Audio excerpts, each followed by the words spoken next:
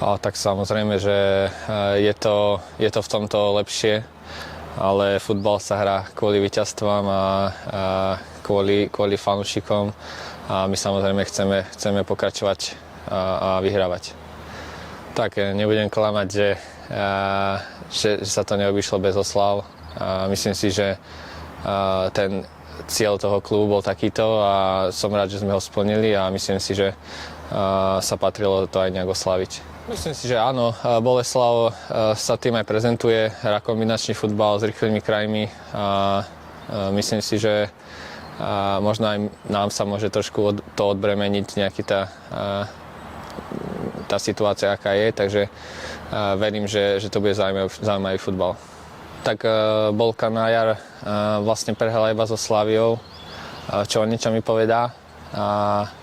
Očakávam z ich strany, ako som spomínal, kombinačný futbal a verím, že by sme ich mohli vychytať na nejakých ich stratách, neúspešných priestoroch a využiť takéto veci. Tak pre mňa to bolo určite niečo nové. Vlastne prišiel som zo Slovenska a hrá sa tu trošku iný štýl futbalu a osobne som veľmi rád, že som celkom dosť zápasov odohral a vnímam, že sa posúvam dopredu, že napredujem a verím, že to už zakončíme ďalšími víťazstvami. Mal som natiahnutý priťahovať ľavý a v podstate nejak mesiac som bol, čo sa týka bez nejakého behania a futbalu, potom som sa postupne do toho dostával, takže nejakých 6 týždňov to asi bolo. A musím povedať, že ma to trošku pribrzdilo, ale postupne som sa do toho dostal a som rád, že som sa v podstate naspäť dostal do nejakej formy. Zlín mám rád, je to pekné mesto, bývame kúsok od centra, takže všade máme blízko aj štadión, aj vlastne park a tak ďalej. Takže využívame tu aj cyklotrasu a tak ďalej.